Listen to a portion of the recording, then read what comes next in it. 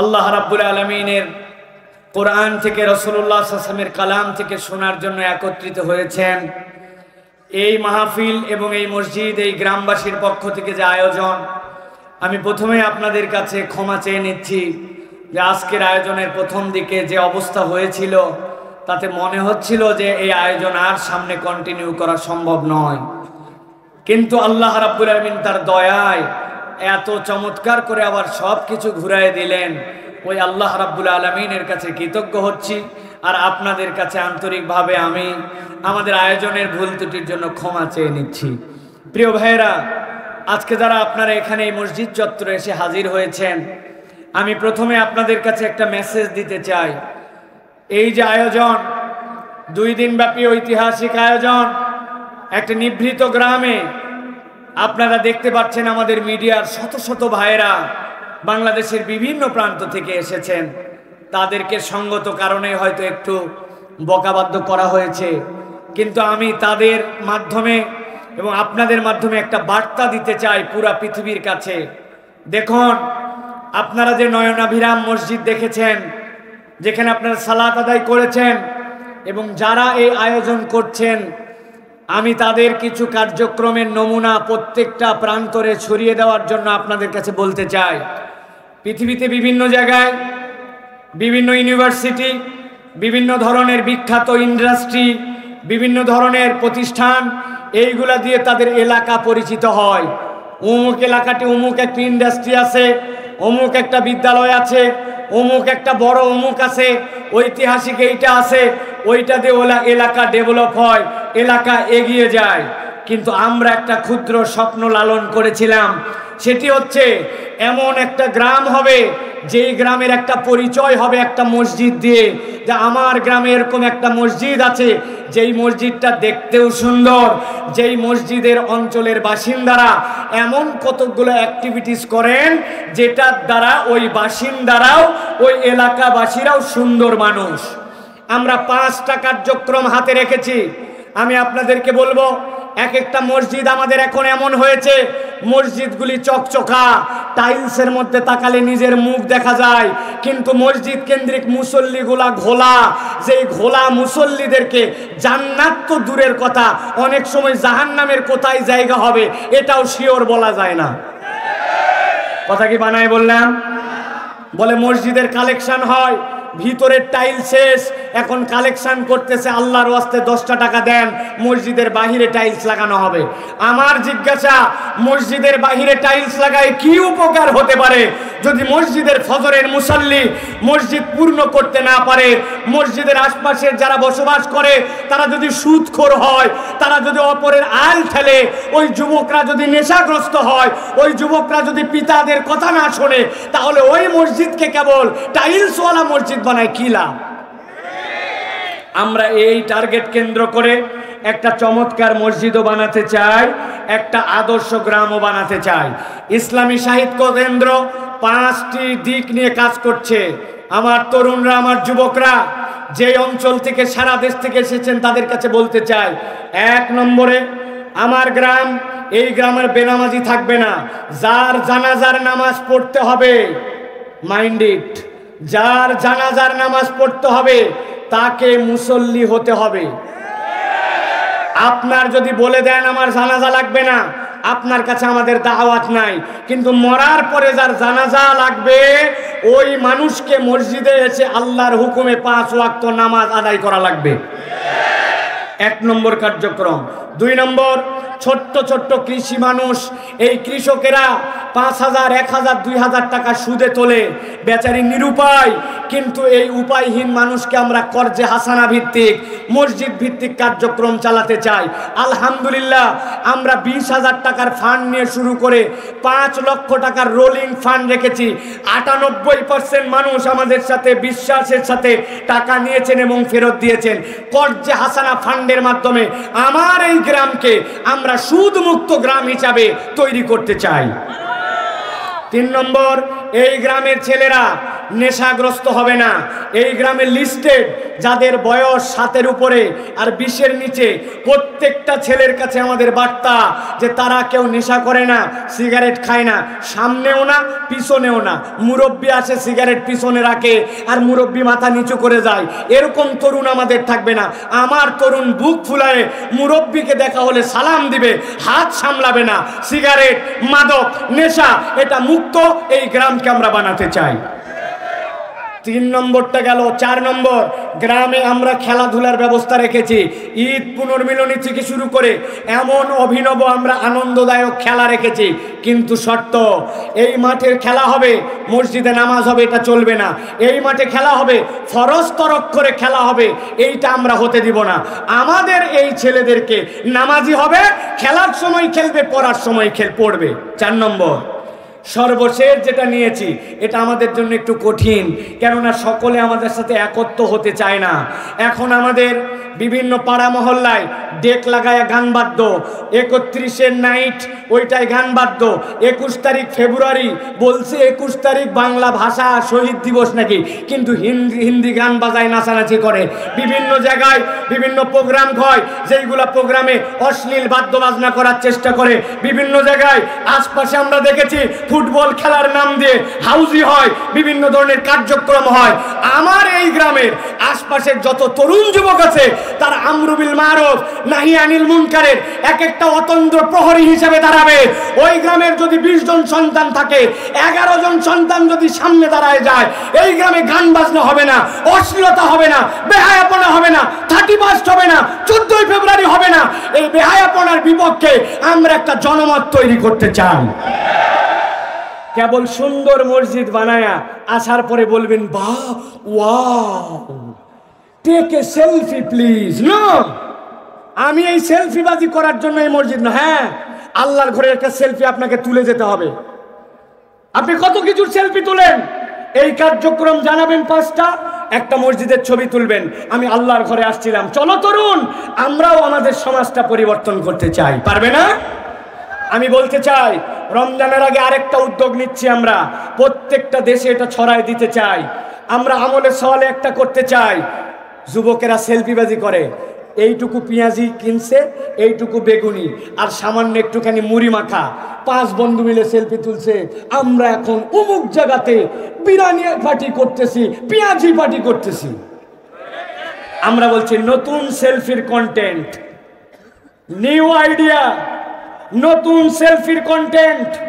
আমার তরুণরা, আমার যুবকরা সিদ্ধান্ত নেবে, আসতেছে রমাদান, রমাদানের আগে বুধবার দিন, কোনো এক বুধবার 20টা বন্ধু মিলে এক জায়গায় হয়েছে। দোস্ত, তোর বাড়ির থেকে তুই নিয়ে আসবি একটুখানি বাথরুম ঘুষা ব্রাশ, আমার বাড়ির থেকে ঝাঁটা, তোর বাড়ির থেকে নিয়ে আসবি একটুখানি মশার জন্য কাপড়, আমার বাড়ির থেকে নিয়ে আসবো ঝুলঝাড়ু, তুই তোর হারপিক নিয়ে আসবি, আমি নিয়ে আসবো আমার মায়ের কাছ থেকে অল্প একটুখানি পাউডার।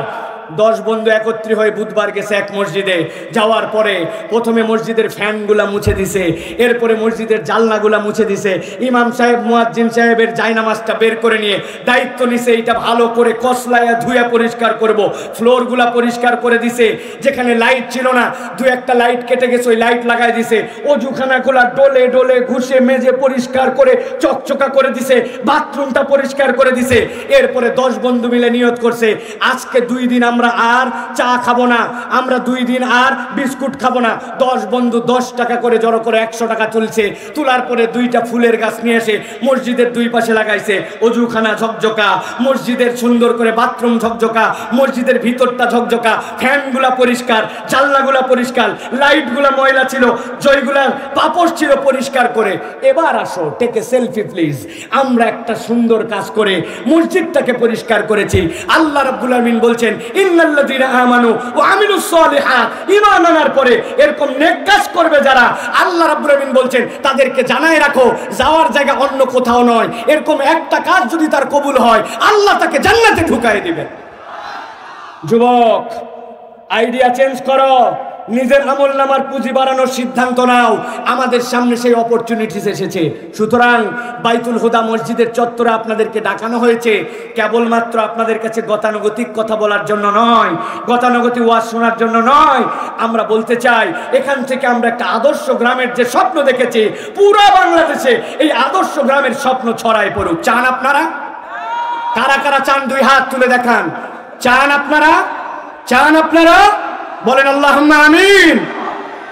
হাত নামান। প্রিয় ভাইয়েরা, এই স্বপ্ন আপনাদেরকে দেখতে হবে, তরুণদেরকে আগাতে হবে, আমাদের যারা ইয়াং আছেন তাদেরকে এগোতে হবে।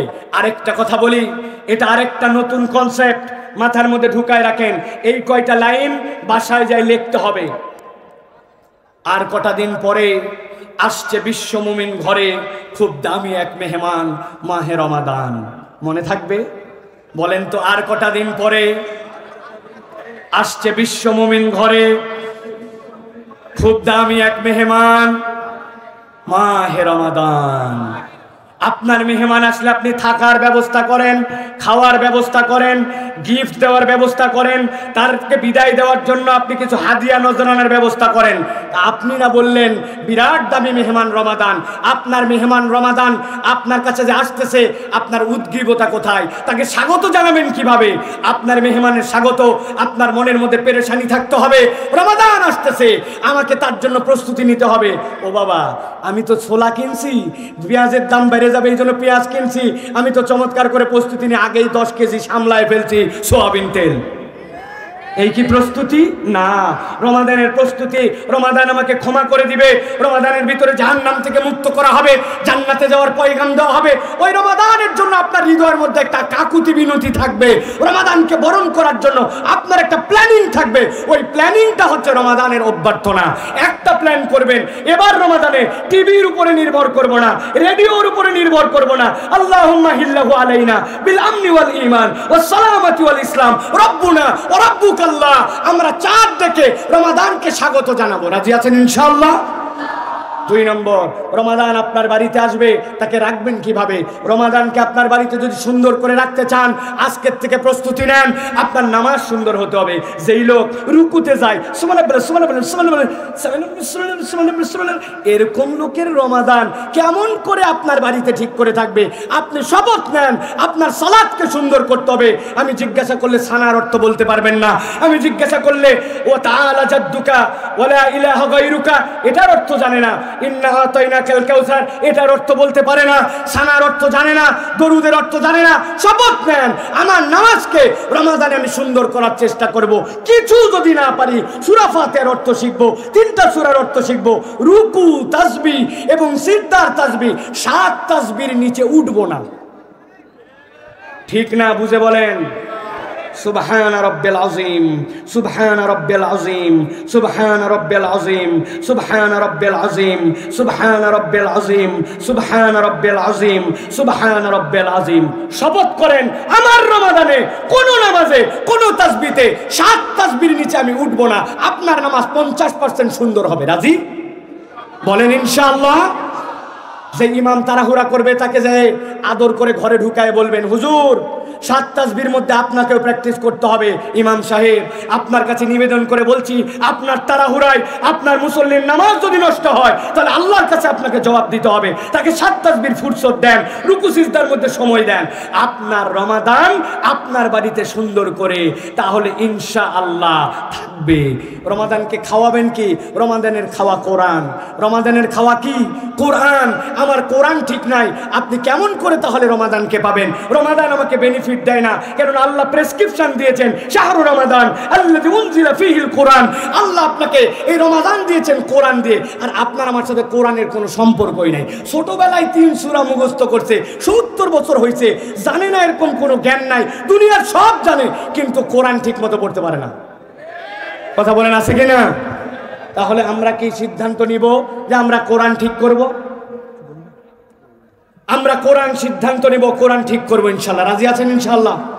ভাই বুঝে বলেন, রমাদান আপনার মেহমান, ওই মেহমানকে আপনার সাথে রাখতে হলে আপনার কোরআন আপনাকে ঠিক করতে হবে। একটা মানুষ চেষ্টা করলে ওয়ালাকাদ ইয়াসসারনাল কোরআন লিযিকর, আল্লাহ বলছেন সহজ করেছি।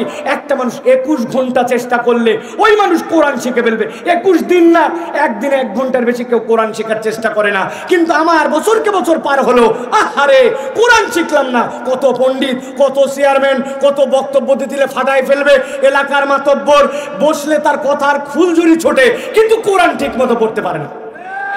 আছে না? আপনি আপনার লিডারকে একটু টেস্ট করে নেবেন। যখন বেশি কথা বলবে আগে সূরা ফাতিহা বিশুদ্ধ করে তেলাওয়াত করে, তারপরে কি প্রতিশ্রুতি দিবেন না দিবেন পরে দেখবো। আগে ফাতিহা আউযুবিল্লাহ বিসমিল্লাহ ঠিক মতো পড়েন, তারপরে দাঁড়ায় কথা বলবেন। সূরা ফাতিহা পারেন না? আপনি কিসের লিডার? কিসের লিডার আপনি? সালাম ঠিক মতো দিতে পারেন না, আসসালামু আলাইকুম। কি লিডার আপনি? শুধরাতে হবে। এই রমাদান আপনার আমার, এটা কোনো লিডারকে পার্সোনাল কথা বলছি না, এই কথা কেবল এখানে থাকতেছে না, কোটি মানুষের কাছে যাবে। 3 নম্বর, ওই রমাদান, যেই রমাদানকে আপনি সুন্দর করতে চান রাখলেন, ওই রমাদানকে গিফট কি দিবেন? রমাদানের গিফট, রমাদানকে কি আপনি একটা কোরআন শরীফ হাদিয়া দিয়ে বিদায় করবেন নাকি 1000 টাকা দিয়ে দিবেন? না, রমাদানের গিফট আজকে সিলেক্ট করেন। আমার চরিত্রে 4টা খারাপ দিক আছে, আমার চরিত্রের খারাপ দিকগুলা দূর করব। কথা বললেই মানুষের সাথে ঝাড়ি দিয়ে কথা বলি, গালি দিয়ে কথা বলি, মুখ কালো করে কথা বলি, মানুষের সাথে ব্যবহার ভালো না। আপনার আখলাক যদি সুন্দর হয়, ইনশাআল্লাহ আপনার রমাদান আপনার সাথে সুন্দর করে থাকবে। অতএব শপথ নিতে হবে, আমার চরিত্রের তালিকা করে আমার 4-5টা বদভ্যাস দূর করব। রাজি? ইনশাআল্লাহ লিখতে হবে, রাজি? সব দূর করব, কিন্তু বউয়ের সাথে যখন কথা হবে তখন খালি খাই খাই খাই খাই, তাই তো না? আমাদের এলাকার লোকেরা বউকে আদর করে একটা ডাক দেয়, বলবো? ময়াকার গয় দীর্ঘই বানান করে দিব। আহা, অল্প একটুখানি রাগারাগি হয়েছে, এই বাজে কথাটা বলে ফেলে। রমাদান আপনার সাথে সুন্দর করে থাকবে না যদি আখলাক পরিবর্তন না হয়।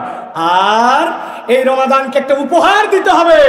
রমাদান তুমি আসছিলে, আমাকে তুমি নাজাতের মাসে নিয়ে আসছো, জান্নাতের পথে আগাইছো। একটা আমল করলে আমাকে কয়েক কয়েক কয়েক গুণ আমার সওয়াব দিছো। আমি তোমাকে দেখাতে চাই পরোপকার, মানব কল্যাণ কেবল নিজে নিজে নয়, অপরের কল্যাণে নিজেকে নিবেদন করলে রমাদানের গিফটটা দেওয়া যাবে। এই কাজগুলি আমরা করার জন্য চেষ্টা করব ইনশাআল্লাহ। আল্লাহ আমাদেরকে তৌফিক দান করেন, বলেন আল্লাহুম্মা আমিন। প্রিয় ভাইয়েরা, শাইখ আহমদুল্লাহ চলে আসবেন ইনশাআল্লাহ।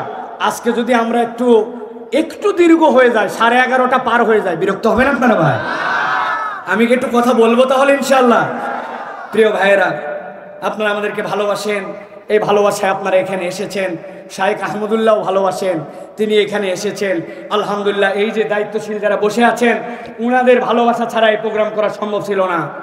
আমার ছেলেরা কি পরিশ্রম করছে, এটার কোনো তুলনা হবে না। এদেরকে আমি কি বকাবকি করছি, আমারও বকাবাদ্য আস্তে আস্তে করে কমাতে হবে। কিন্তু একা মানুষ কঠিন হয়ে যায় এগুলার জন্য। আমি কাঁদতেছিলাম বসে থেকে, যখন হাসান জামিল সাহেব এখানে কথা বলতেছিল, লাইট বন্ধ হয়ে গেছে, মাইক বন্ধ হয়ে গেছে। হাসান জামিল উনি যদি উঠে যেতেন, আজকের এইটা সব এলোমেলো হয়ে যেত। 40 মিনিট একটা লোক এখানে বসেছিল, তাই না ভাই? কৃতজ্ঞ হচ্ছে আমরা তার প্রতি। আজকে আমি সংক্ষিপ্ত সময়, শায়েখ চলে আসবেন ইনশাল্লাহ, তার আগে আপনাদের কাছে একটা পয়েন্টে কথা বলতে চাই। পৃথিবীর সবচেয়ে জটিল এবং কঠিন রোগ কোরআন আইডেন্টিফাই করছে। পৃথিবীর সবচেয়ে কঠিন রোগ, এই রোগের নাম হচ্ছে কসওয়াতুল কলব, অন্তরের কাঠিন্য। পৃথিবীর সবচেয়ে কঠিন রোগের নাম কি বলেন? কি নাম? পৃথিবীর সবচেয়ে জটিল রোগ অন্তরের কাঠিন্য। আজকে আমরা অন্তরের কাঠিন্য কি কারণে হয় এবং অন্তরের কাঠিন্য হলে কি সমস্যা হয়, আর এখান থেকে বের হওয়ার পদ্ধতি কি, এর উপরে আমি আপনাদের কাছে 20 মিনিট একটুখানি কথা বলতে চাই। আমার যারা ভাইয়েরা আসছেন, অনুরোধ করবো একটু দিল লাগায়া আমরা এই কথাগুলো যেন শোনার চেষ্টা করি। আল্লাহ রাব্বুল আলামিন কোরআনুল কারীমের মধ্যে বলছেন দুনিয়ার মানুষের জন্য।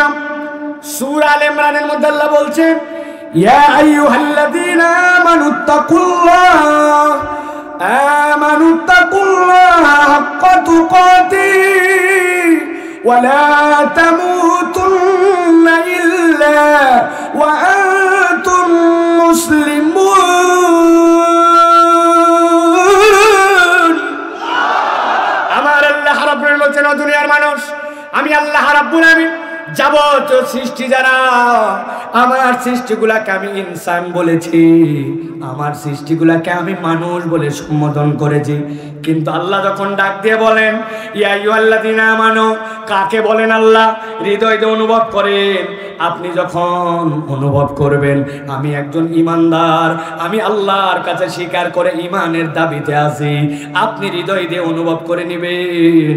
আল্লাহ যখন বলেন ইয়া আইয়ুহাল্লাযীনা আমানু, আল্লাহ আর কাউকে বলেন নাই, আল্লাহ তার আদরের বান্দা প্রতিটা ঈমানদার আর সে ঈমানের দাবিদার হিসেবে যেন আমাকে ডাক দিয়ে বলতেছেন, ও সাইফুল্লাহ তুমি না ঈমানের দাবি করছো, ও আব্দুল্লাহ, ও আব্দুর রহমান, ও মাসুদ তুমি যে ঈমানের দাবি করছো, আমি আল্লাহ তোমাকে আদর করে ডাক দিয়ে বলছি ইয়া আইয়ুহাল্লাযীনা আমানু। আল্লাহ বলছেন আমি তাদেরকে ঈমানের ডাক দিলাম, আমি তাদের জন্য একটা দায়িত্ব দিলাম, আমানুত্তাকুল্লাহ, আমানুত্তাকুল্লাহ হাক্কা তুকাতিহ ওয়া লা তামুতুন্না ইল্লা ওয়া আনতুম মুসলিমুন।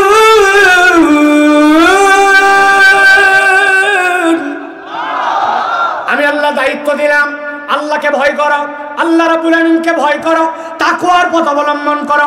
আর আমি আল্লাহ বললাম ওয়ালা তামুতুন্না, কখনো তোমরা মৃত্যুবরণ করো না।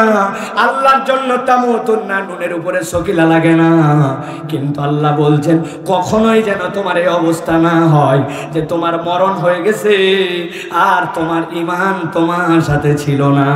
আল্লাহ রাব্বুল আলামিন বলছেন তোমার দায়িত্ব দিলাম, ঈমান আনার পরে ওই ঈমানের দাবিতে মুসলমান হয়ে তুমি আল্লাহ রাব্বুল আলামিনের কাছে সমর্পিত হও। এখন জিজ্ঞাসা, আল্লাহ রাব্বুল আলামিন আমাদেরকে মুসলমান হতে বললেন, কিন্তু আল্লাহ রাব্বুল আলামিন কেন এই কথা বললেন? আল্লাহ কোরআনে নিজে আয়াতের তাফসীর করেছেন অন্য আয়াতে কারিমার মধ্যে। আল্লাহ বুঝাতে চান তোমাকে যে আমি মুসলমান হয়ে মরতে বললাম, ও বান্দা দুনিয়াতে তোমার টাকা থাকতে পারে, বাড়ি থাকতে পারে, গাড়ি থাকতে পারে, অনেক সম্পদ তোমার থাকতে পারে, কিন্তু এমন একদিন আল্লাহর সামনে আসবে, ওই দিন আল্লাহর সামনে এগুলা পাওয়ার কাজ দিবে না। 4 বার পর পর আমার সাথে বিরাট বড় বাহিনী আছে, ব্যালিস্টিক ক্ষেপণাস্ত্র, দুনিয়ার সব ক্ষমতা আমার। আমার আল্লাহ বলছে ইয়াউমা লা ইয়ানফাউ মালু ওয়ালা বানুন ইল্লা মান আতাল্লাহ বিকলবিন সালিম। এই দুনিয়ার মানুষ, আল্লাহর সামনে যেদিন তুমি হাজির হবে, ইয়াউমা লা ইয়ানফাউ মালু ওয়ালা বানুন, ওই দিন তোমার সম্পদ কাজ দিবে না, ওই দিন তোমার পাওয়ার কাজ দিবে না, ইল্লা মান আতাল্লাহ বিকলবিন সালিম। ওই দিন আল্লাহর কাছে তুমি মুসলমান হিসেবে না আসলে ওই দিন তোমার কোনো দাম নাই। এখন কথা হচ্ছে মুসলমান কি দাড়ি রাখছে, জুব্বা আছে, বিরাট বড় অবস্থা, বাহ্যিক চলাফেরায় মনে হচ্ছে মুসলমান মুসলমান, কিন্তু অনেক সময় তো মুসলমানের সাথে তালগোল পাকায় ফেলে আমরা। রবীন্দ্রনাথ ঠাকুরের কেউ যদি নাম না জানতো তাহলে ওর যে জুব্বা ছিল আর যে বড় দাড়ি, সর্বোচ্চ বলতে পারতো মোষটা একটু ছোট করা দরকার, তাহলেই পুরা ঠিক হতো। কিন্তু বুজুর্গ মানুষ হয়তো সময় পায়নি জন্য মোষ কাটে নাই, না চিনলে তাই বলতো, ঠিক কিনা? তার মানে আপনার এইটাতে বুজুর্গি হয় না, বুজুর্গির জায়গা আপনার অন্তরটা ঠিক করা লাগবে। আল্লাহ রাব্বুল আলামিন বলছেন এই জন্য দুনিয়ার মানুষ ভালো করে খেয়াল করো, আলাম ইয়ানিল লাযিনা আমানু আন তাখশা কুলুবুহুম লিযিকরিল্লাহ। এত ওয়াজ এত কথা বলার পরেও তোমাদেরকে সময় হয় নাই আল্লাহর জিকিরে তোমাদের অন্তরটা একটু নরম করার। কেন আল্লাহ এই কথা বললেন? অন্তর কেন আপনার নরম করতে হবে? আপনার অন্তর নরম না করলে সমস্যা কি? আর আপনার অন্তর যদি আপনি নরম বানাতে চান কেমনে সম্ভব? আল্লাহ রাব্বুল আলামিন উদাহরণ দিয়েছেন, দুনিয়ার মানুষ অন্তর যদি কারো বিগড়ে যায় দুনিয়ার তার সব বিগড়ে যায়। আমার নবী বলেছেন, ইজা সলুহাত সলুহাল জাসাদু কুল্লু ওয়া ইজা ফাসাদাত ফাসাদাল জাসাদু কুল্লু। আপনার অন্তর ঠিক তো সব ঠিক, অন্তর ঠিক নয় তো কোনো কিছুই ঠিক না। গভীর মনোযোগে একটা উদাহরণ মাথার মধ্যে নিয়ে নেবেন। জান্নাতে যদি আমরা যেতে চাই, জান্নাতে যাওয়ার জন্য আমাদের এক নম্বর যেটা দায়িত্ব সেটা হচ্ছে অন্তরের একটা ফিটনেস সার্টিফিকেট লাগে। কি লাগে? পত্রিকার মধ্যে বিজ্ঞাপন আসছে, সেনাবাহিনীতে সেকেন্ড লেফটেন্যান্টের লোক নেওয়া হবে। আপনি যদি সৈনিক হিসাবে ঢোকেন আপনার সর্বোচ্চ কোণ পর্যন্ত ওয়ারেন্ট অফিসারের পরে আর পদ হয় না, কিন্তু সেকেন্ড লেফটেন্যান্ট দিয়ে যদি যান তাহলে আপনার কমিশন হতে হতে ব্রিগেডিয়ার হয়ে যেতে পারেন। তিনটা শর্ত, উভয়টাতে এসএসসি এইচএসসিতে সেকেন্ড ডিভিশন, 2 নম্বরে 6 ফিট লম্বা, 3 নম্বর কোনো রকম থানাতে তার নামে ফৌজদারি মামলা থাকা চলবে না, আর 4 নম্বর শর্ত তার জন্য ওই ছেলেটাকে শারীরিকভাবে ফিট হতে হবে। আপনার গ্রামের এক ছেলে লাফ দিয়ে উঠছে এটা দেখে, বেটা আমি 6 ফিট লম্বা, উভয়টাতে গোল্ডেন এ প্লাস, থানাতে আমার কোনো ক্লেম নাই, আবেদন জমা দিয়ে দিছে। আবেদন যখন রিপ্লাই তার কাছে আসছে অমুক তারিখে ঢাকা ক্যান্টনমেন্টে যাবে, ওই ছেলে তো আনন্দে বগল বাজাতে বাজাতে কাগজপত্র সব নিয়ে চলে গেছে। যাওয়ার পরে বলছে সার্টিফিকেট দেখে বলছে, আরে চাইছিলাম সেকেন্ড ডিভিশন, তোর তো উভয়টাতে গোল্ডেন এ প্লাস। ওকে, থানা ক্লিয়ারেন্স, বাপ দাদার বংশে কারো কোনো রকম এরকম কোনো ফৌজদারি মামলা নাই। ওকে, এবার হাইট মাপো। ও গেছে, যাওয়ার পরে বলছে, বেটা চাইছি 5 ফিট 6 ইঞ্চি, আর তুই বেটা 6 ফিট নিচ দিয়ে যা। ওকে নিচ দিয়ে বার করছে, খালিগা হও।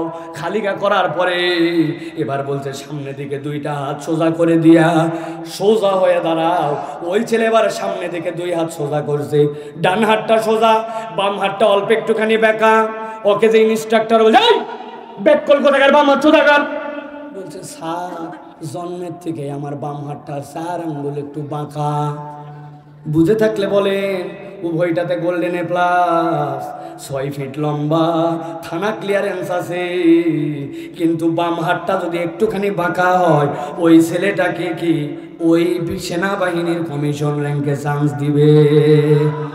যারা বললেন না তারা আমার পর রাগ করে আছেন, সেনাবাহিনীর উপরে রাগ, তো কথা বললেন না যে ওই ছেলেকে কি চান্স দিবে? আমার আল্লাহ রাব্বুল আলামিন কোরআনে কি বলছেন খেয়াল করেন। আল্লাহ বলছেন, কুল ইয়া আইয়ুহান নাস ক্বাদ জাআতকুম মাউইযাতুম মির রাব্বিকুম ওয়া শিফাউল লিমা ফিস সুদুরি ওয়া হুদাও ওয়া রাহমাতুল লিল মুমিনিন। আমার আল্লাহ বলছেন, ও দুনিয়ার মানুষ, দুনিয়ার ইমানদার নয়, দুনিয়ার মানুষ। এখানে বলছেন ইয়া আইয়ুহাল্লাযিনা আমানু, ওখানে বলছেন কুল ইয়া আইয়ুহান নাস। দুনিয়ার যত মানুষ, কদ জাআতকুম মাউইযাতুম মির রাব্বিকুম, আল্লাহর পক্ষ থেকে তোমার কাছে একটা প্রেসক্রিপশন আসছে। মাউইযা মানে প্রেসক্রিপশন, বুঝেন নাই? ডাক্তার দেখাতে গেছেন, প্রেসক্রিপশনের এই পাশে আপনার জন্য রোগ বৃত্তান্ত লিখে রাখছে, কি কি রোগ, আপনার প্রেসার কত, আপনার জন্য কি কি পরীক্ষা, তার রিপোর্ট কি, আর এই পাশে লিখে দিয়েছে মেডিসিন। মেডিসিন তো দেখেছেন, কিন্তু 4টা বিষয় যে লেখা থাকে, ওই জায়গায় পাওয়ার কত, ওই জায়গায় লেখা আছে আপনার জন্য ওষুধটা কয়দিন খাবেন, খাওয়ার আগে না পরে, আর এই ডোজটা কতদিন চলবে। আল্লাহ বলছেন এক্স্যাক্টলি কোরআন এই কাজই করবে।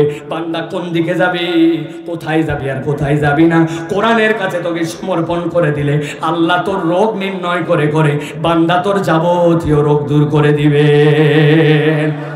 তবে সব রোগের কাজ করলে স্পেশাল রোগ আছে বান্দার। কি রোগ? দুনিয়ার সবচেয়ে কঠিন রোগ কসওয়াতুল কলব। আল্লাহ বলছেন অন্তরের কাঠিন্য দূর করো। আল্লাহ বলছেন শিফাউল লিমা ফিস সুদূর। তোমার অন্তর যদি শুধরাতে চাও, কোরআনুল কারীমের কোনো ব্যতিক্রম নাই। ওয়া হুদাউ ওয়া রাহমাতুল লিল মুমিনিন। উদার ব্যাখ্যা আমি আমার মতো একটু বোঝানোর জন্য বলি, এটা কোনো তাফসীর থেকে বলছি না। এই গ্রামের মুরব্বী যারা আছেন, এই মুরব্বীরা শোনেন, আগে আমাদের বাড়ির মধ্যে ইলেকট্রিক লাইট যখন প্রথম আসছিল, বাড়িতে একটা মেন সুইচের পাশে কাট আউট থাকতো। কাট আউট থাকতো না? কাট আউট ঘরের কোনায় সব বাড়িতে কারেন্ট আছে, আপনার বাড়িতে কারেন্ট নাই।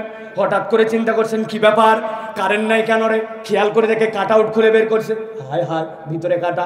বলছে ডয়ের থেকে তার বের কর, দাঁত দিয়ে সিলে আস্তে করে টাইট দিয়া বেটাকে বলছে টর্চ ধরবি, আমি কিন্তু কাট আউট লাগাচ্ছি, ভিতরে নখ গেলে বিপদ আছে না। লাগাতে গেছে কাট আউট। দুনিয়ার মশা ঘরের মধ্যে, এক মশা এসে হাতের মধ্যে ওই ছেলের কামড় দিয়েছে, টর্চ কিন্তু ধরা, বাম হাতে বাড়ি মারছে, টর্চ গেছে নড়ে। বাপ বলছে ব্যাক কল, বলছে আব্বা মশা, বলছে ব্যাক কল। এক মশা মারতেছিস, এখন নখ দিছিলাম, আমি তোর বাপ গেছিল, ঠিক কিনা? আর একটা লাইট আছে আপনার এলাকার, দাঁতের ডাক্তার, কানের ডাক্তার, তার কাছে যাবেন। যাওয়ার পরে দেখবেন কপালের মধ্যে এরকম করে লাগানো, অপারেশন করতে যাবে যখন কাউরে ধরানো লাগে না, ওর চোখ যেখানে লাইট সেখানে। আমার আল্লাহ বলছেন হুদাউ ওয়া রাহমাতুল লিল মুমিনিন, এই কোরআন তোমার জন্য এমন হুদা, এমন আলো, কারো সহযোগিতা লাগবে না। যার অন্তরে আছে, যেইখানে তোমার আলো দেওয়া লাগবে, ওইখানেই তোমার জন্য ওই আলো জ্বলে উঠবে। দেখতে পান না আলো, বিশ্বাস করেন আলো আছে, আন্দাজি বলেন না, উদাহরণ দিয়ে বুঝাবো, আন্দাজি বলেন না। যাওয়ার সময় মুরইলতে যখন এদিকে যারা আসছেন ওদিকে যাবেন, এদিকে দুপচাচিয়ার লোক যাবেন, খেয়াল করবেন রাস্তার পাশে কতগুলো সাইনবোর্ড আছে, 3 কোণা 4 কোণা এইরকম করে চিহ্ন দেওয়া আছে। সামনে স্পিড ব্রেকার, সামনে ডানে মোড়, সামনে বাজার, সামনে মসজিদ, জোরে চলেন আস্তে যান। দিনের বেলা আলো জ্বলে, ওর ভিতরে আলো আছে তো, রিফ্লেক্টর স্টিকার। যখন আলো নাই তখন পড়া মাত্র ওর ভিতর থেকে আপনি রাত্রেবেলা মোটর সাইকেলের আলো পড়তে দেরি, চক চক করতে দেরি না। আব্বার সাথে প্রথম পার হচ্ছিলাম যমুনা সেতু, যখন উদ্বোধন দারুস সালামে যাচ্ছি, আমি তো পুরা যমুনা সেতু দেখি প্রত্যেক খুঁটির গোড়ায় আলো, কিন্তু আলোর পরে পিছনে যখন এরকম করে তাকাই, আব্বাকে বললাম আব্বা এত তাড়াতাড়ি আলো বন্ধ হয় কেমন করে? আমাদের গাড়ি পার হওয়ার পর আলো বন্ধ হয়। আব্বা বলছে বোকা ছেলে, আলো বন্ধ হয় না, ওটা একটা স্টিকার লাগানো আছে, আলো পড়লে জ্বলে, যেই আলো পড়বে নতুন তারটাই জ্বালাবে। ভালো করে বোঝেন, কোরআন হচ্ছে আপনার জন্য হুদা। একবার যদি অন্তরে ধারণ করেন, এমন আলো জ্বলবে, দুনিয়ায় আলো, কবরে আলো, ওই পরকালেও আলো। সুবহানাল্লাহ। তাহলে দুনিয়ার সবচেয়ে কঠিন রোগের নাম হচ্ছে অন্তরের কাঠিন্য। প্রিয় ভাইরা, অন্তর কেমন কঠিন হতে পারে আল্লাহ উদাহরণ দিয়েছেন। সংক্ষেপ, আমি একটু তাড়াহুড়া করতেছি, কেননা শাইখ আহমদুল্লাহ এখনই চলে আসবেন, আমি যেন কথাগুলো আপনাদের কাছে ডেলিভারি দিয়ে দিতে পারি। অন্তর কেমন কঠিন হতে পারে একটা উদাহরণ দেখেন। আল্লাহ ফেরাউনের উদাহরণ দিয়েছেন। এই ফেরাউনের কওম মুসা আলাইহিস সালাম তাদের পুরুষদেরকে মেরে ফেলে, তাদেরকে দাস বানায় রাখছে, তাদেরকে কোনো রকম স্বাধীন তাদেরকে চলতে দেয় না। যত ফেরাউনের নিকৃষ্ট কাজ যেগুলো আছে, কষ্টের কাজ, সব ওই মুসা আলাইহিস সালামের কওমের লোকদেরকে করা হয়। আল্লাহ ওই ফেরাউনের কওমকে মুক্ত করে দিলেন। কেমন মুক্ত? 12টা রাস্তা বানায় পার করে দিলেন। আল্লাহ দেখালেন ফেরাউন ডুবে গেছে, ফেরাউন শেষ। কিন্তু আল্লাহ বলছেন অন্তর কঠিন কেমন হতে পারে দেখো। আল্লাহর জ্বলন্ত নিদর্শন দেখার পরেও তারা কি করলো? সুম্মা কাসাত কুলুবুকুম মিন বাদি যালিকা ফাহিয়া কাল হিজারাতি আও আশাদ্দু কসওয়া। আল্লাহ বলছেন আল্লাহর এইরকম ডাইরেক্ট নিদর্শন দেখার পরেও ওদের অন্তরটা পাথর অথবা পাথরের থেকেও বেশি শক্ত হলো। নাউজুবিল্লাহ বলেন। কি শিক্ষা? আল্লাহর নিদর্শন, আমাকে ঈমান পেয়ে গেছি, আমি মুসলমানের ঘরে চলে আসছি, আল্লাহর রহমতে নামাজ পড়ি, এইটুকুতেই এইরকম ইনশিওর করা যাবে না যে আমার অন্তরের কাঠিন্য আসে নাই। কেননা ওরা সচক্ষে দেখছে সমুদ্রের নিচ দিয়ে রাস্তা হয়ে গেছে, ফেরাউনকে আল্লাহ ডুবায়ে ফেলছে।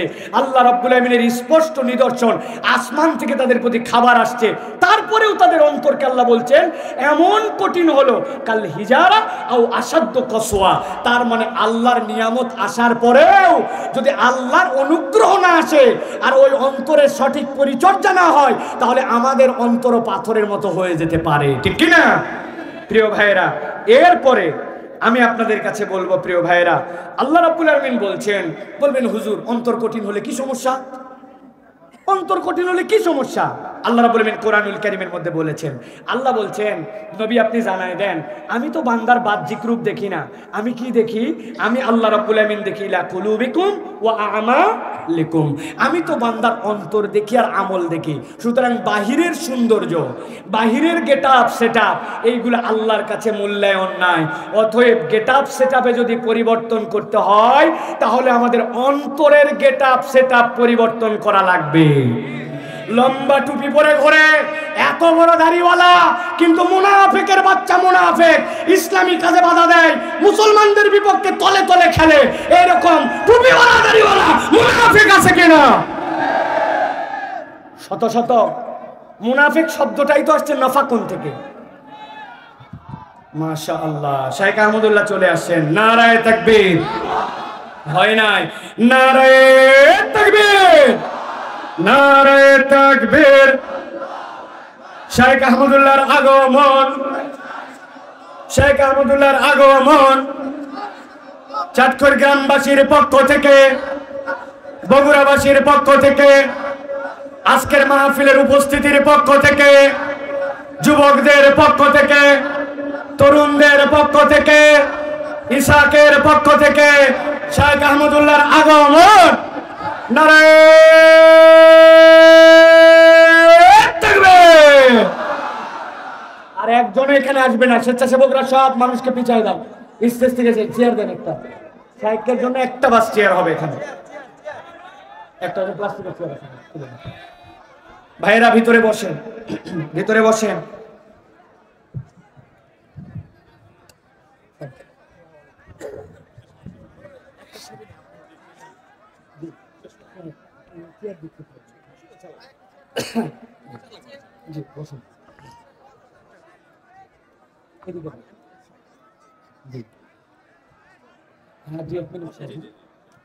আলহামদুলিল্লাহ বলেন, এতটুকু আসতে, একটু দিল খুলে বলেন আলহামদুলিল্লাহ, আর একটু মহব্বতে বলেন আলহামদুলিল্লাহ। আমাদের যে ভাইরা দাঁড়ায় আছেন, আপনারা বসে পড়েন ইনশাআল্লাহ। শায়েখ ইনশাআল্লাহ কথা বলবেন আপনাদের কাছে। জি, পুরস্কার দিন ইনশাআল্লাহ। যে আমাদের কোরআন প্রতিযোগিতা যেটা হয়ে গেছে আসন্ন রমাদান উপলক্ষে, এই কোরআন প্রতিযোগিতায় পুরস্কার বিজয়ী যারা, আপনারা মেহেরবানি করে স্টেজে চলে আসেন। আপনারা তো জানেন আপনাদের যে পুরস্কার প্রদান শায়েখের হাতে আমরা 1 মিনিটের মধ্যে দেওয়াই নেব ইনশাআল্লাহ। আমরা সময় বাড়াবো না, আমরা শেষ করে দেব এখনই। আপনাদের কাছে তাহলে বলেছিলাম, গভীর মনোযোগ দেন, আবার এই ওয়াজ বাড়িতে নিয়ে যেতে হবে। সবচেয়ে কঠিন রোগ, ওই রোগের নাম কি? অন্তরের কাঠিন্য। 1 নম্বর লক্ষণ, আমার অন্তর কঠিন হয়েছে, এর লক্ষণ কি? 1 নম্বর লক্ষণ, আল্লাহর ইবাদত উপভোগ করতে না পারা। নামাজ কালাম পড়ি, রোজা রাখি, আমল করি, তাসবিহ পড়ি, কিন্তু আমার অন্তরের মধ্যে উপভোগ করি না। ইমাম সাহেব একটু লম্বা তেলাওয়াত করলে বিরক্ত বিরক্ত লাগে, আছে না ভাই? একটু দীর্ঘ সিজদা দিলে ভাল লাগে না। মসজিদে যাওয়ার পরে কেন দিল টানে না? কোরআন পড়ি কিন্তু এক পাতা পড়ার পরে মনে হয় না আরেকটু আগায় যায়। 1 নম্বর লক্ষণ, আল্লাহ রাব্বুল আলামিনের ইবাদত আপনি যদি উপভোগ করতে না পারেন, তাহলে এইটা আপনার অন্তর শক্ত হয়ে গেছে, এটা আপনি বুঝবেন। আল্লাহ কোরআনে বলছেন, ওয়া ইযা কামু ইলাস সালাতি কামু কুসালা। সূরা নিসার মধ্যে আল্লাহ বলেছেন 142 নম্বর আয়াতের মধ্যে, নামাজ তারাও পড়ে, কিন্তু মুনাফিকের নামাজের চরিত্র, নামাজে দেহ আছে মন নাই। অতএব প্রিয় ভাইরা, এই যে নামাজ পড়ে আমরা দায়িত্ব মুক্ত হয়ে যেতে চাই, আমরা বলি না বিরাট দায়িত্ব ছিল, বাপরে বাপ একটা পেরেশানি মুক্ত হলাম, দায়িত্ব শেষ করলাম। এটা দায়িত্ব, তবে উপভোগ্য দায়িত্ব কিনা। আপনার নামাজ যদি আপনাকে টানে, আপনার ইবাদত যদি আপনাকে আনন্দ দেয়, আপনাকে যদি আপনার কোরআন তেলাওয়াত মনের মধ্যে তৃপ্তি দেয়, তাহলে বুঝবেন অন্তরটা নরম আছে। আর ইবাদত যদি আপনাকে উপভোগ না করায়, তাহলে বুঝবেন আমাকে শুধরাতে হবে। লক্ষণ নম্বর 1। 2 নম্বর, আল্লাহ রাব্বুল আলামিনের আদেশ এবং নিষেধকে পরোয়া না করা। আল্লাহর আদেশও আমি পরোয়া করি না, নিষেধও আমি পরোয়া করি না। এইরকম টেন্ডেন্সির কতকগুলা মানুষ আমরা হয়ে গেছি। হাজারবার শুনেছি যে আল্লাহর দিকে আমাকে আসতে হবে, টাকনুর উপরে কাপড়টা পরা উচিত, দাড়িটা ছেড়ে দেওয়া উচিত, পিতামাতার সাথে বেয়াদবি করা উচিত নয়। জানে না কে, কিন্তু রাখতো বাবা, সময় এখনো হয় নাই, বলে না? আল্লাহ কোরআনে বলছেন ওই মানুষগুলোর চরিত্র হচ্ছে আখলাদা ইলাল আরদ ওয়াত্তাবা হাওয়া ফামাতালুহু কামাসালিল কালব ইন তাহমিল আলাইহি ইয়ালহাস আও তাতরুকু ইয়ালহাস।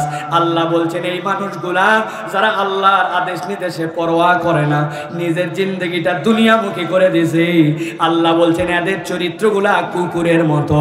কুকুরকে দাবড়ানি দিলেও হাঁপায়, না দাবড়ানি দিলেও হাঁপায়। যখন কোনো বান্দা আল্লাহর আদেশ নির্দেশ থেকে নিষেধ থেকে নিজেকে বিমুক্ত করে ইচ্ছা মতো জিন্দেগি যাপন করে, আল্লাহ বলছেন ওই মানুষগুলাকে আল্লাহ কুকুরের মতো জীবন দান করবেন। ওই মানুষ দুনিয়া আখিরাতে স্থির হতে পারবে না। অতএব আজকের থেকে সিদ্ধান্ত নেন, আল্লাহর আদেশ শুনেছি মানবো, আল্লাহর নিষেধ আমার জীবন থেকে সরাই দেব। এটা 2 নম্বর। 3 নম্বর, পাপ কাজ হলেও নিজের হৃদয় দংশিত হয় না। কথা বলেন না, কথা বলেন না, মন দিয়ে পয়েন্টটা শুনেন। আল্লাহর আদেশ নিষেধ অমান্য হলেও নিজের হৃদয় দংশিত হয় না। মানুষ 2 ধরনের, আল্লাহর আদেশ নিষেধ অমান্য হয়ে গুনাহ সকলের হবে, কিন্তু গুনাহ হওয়ার পরে এক দলের হৃদয় ইনাবাওয়ালা আল্লাহর সাথে লেগে থাকে।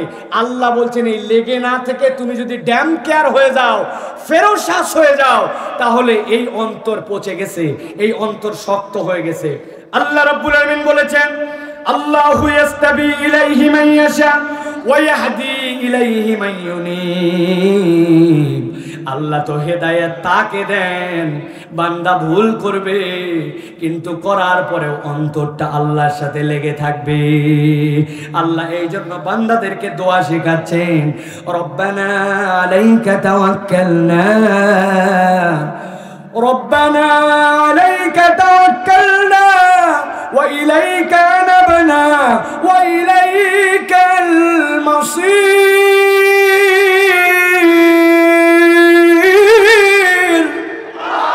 আমার আল্লাহ রাব্বুল আলামিন বলছেন বান্দা আল্লাহর কাছে বলো তোমার অন্তর যেন একবার আল্লাহ থেকে বিমুক্ত না হয়ে যায়।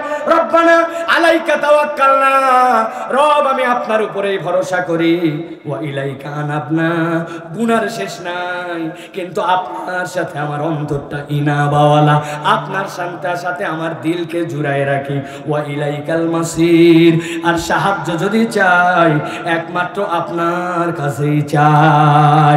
অতএব কখনো অপরাধ করার পরে এই চিন্তা মনে আনা যাবে না, যদি এসে যায় অপরাধ আপনার অনুভূতি জাগ্রত করে না, গুনার পরে গুনাহ করতেছে এটা আমার আমলের মধ্যেই নাই, ধর্তব্যের মধ্যে নাই, গায়ে বাঁধে না, চিন্তায় আসে না, অন্তর শেষ। উপরের দাড়ি টুপি পাগড়ি এইগুলো আপনার জন্য তখন বুমেরাং হয়ে যাবে। 4 নম্বর, অন্য মানুষের ব্যাপারে উদ্বিগ্নতা। আপনার অন্য মানুষের ব্যাপারে যদি দিলে আপনার উদ্বেগ না থাকে, কোনো একটা দরিদ্র, কোনো একটা দুর্বল উম্মার চিন্তা, আরে রাত তো ফিলিস্তিন, প্রত্যেক দিন ফিলিস্তিন ফিলিস্তিন নিয়ে এত চিন্তা করে লাভ আছে নাকি? আপনার অন্তর শক্ত হয়ে গেছে। আপনার অন্তর যদি উম্মার প্রেম না থাকে, আপনার অন্তর তাহলে ডাক্তারির মধ্যে নিয়ে আসতে হবে, আপনার অন্তরকে শুধরাতে হবে। অতএব আপনার অন্তরে অপরের জন্য চিন্তা থাকবে, আমার ওই ভাইটা যেন কল্যাণের দিকে আসে, সেও যেন আমার সাথে জান্নাতে যায়। এই চেতনা যদি বাজায় দেখবেন অন্তরে থাকে, অন্তরটা নরম আছে, আর অপরকে নিয়ে আপনার মন কাঁদে না, আপনার অন্তর তাহলে ঠিক না। সর্বশেষ 5 নম্বরে আল্লাহ রাব্বুল আলামিন বলছেন সবচেয়ে ভয়ঙ্কর অন্তর, যেই অন্তর অবরুদ্ধ এবং মোহরাঙ্কিত। আল্লাহ আমাদেরকে মাফ করুক, বলেন আল্লাহুম্মা আমিন। আল্লাহ বলছেন খতামাল্লাহু আলা কুলুবিহিম ওয়া আলা সামঈহিম, ওই অন্তরের উপরে এমন মোহর পড়ে গেছে স্বয়ং মুহাম্মদ সাল্লাল্লাহু আলাইহি সাল্লাম পাশে, তারপরেও ঈমান আনতে পারে নাই। আছে না ভাই? মসজিদ পাশেই দোকান সাইফুলের, ওই জায়গায় ক্যারাম বোর্ড খেলে, আর এই মসজিদ আজান হয়, নামাজ পড়তে আছে না। এইরকম কতকগুলা অন্তর পুড়ে যাওয়া লোক আছে। রাগ হলেন আপনারা? ওদেরকে শুধরাতে হবে। আল্লাহ রাব্বুল আমিন বলছেন খবরদার একটা জায়গা থেকে তোমরা যেন চলে যায় না। ওয়ামান আ'রাদা আন যিকরি ফাইন্না লাহু মাঈশাতান দানকা ওয়া নাহশুরুহু ইয়াওমাল কিয়ামাতি আ'মা। যদি আমি আল্লাহর স্মরণ থেকে নিজেকে সরাই নেই, কোরআন থেকে সরাই নেই, আল্লাহ দুনিয়াতেও জিল্লতি দিবেন, পরকালেও জিল্লতি দিবেন। কথা সংক্ষেপ প্রিয় ভাইয়েরা, আমি আপনাদের কাছে যে বিষয়টা বুঝাতে চেয়েছি, বাহ্যিক ট্রিটমেন্টে আমরা পাগল হয়ে গেছি। বাড়িটা সুন্দর হোক, চেহারা সুন্দর হোক, মোষের গেটআপটা সুন্দর হোক, টুপিটা যেন সুন্দর হয়, জামা কোট বিরাট ভাবের, দাড়ির স্টাইল বিরাট ভাবের, কিন্তু অন্তর শেষ। আছে না ভাই? আল্লাহ যেন আমাদের অন্তরগুলাকে ঠিক করেন। যে 5টা লক্ষণ বললাম মনে রাখবেন, এবং এখান থেকে আমরা যেন আমাদের জীবনকে পরিবর্তন করতে পারি, সেই চিন্তা আল্লাহ রাব্বুল আমিন যেন আমাদেরকে দান করেন। বলেন আল্লাহুম্মা আমিন।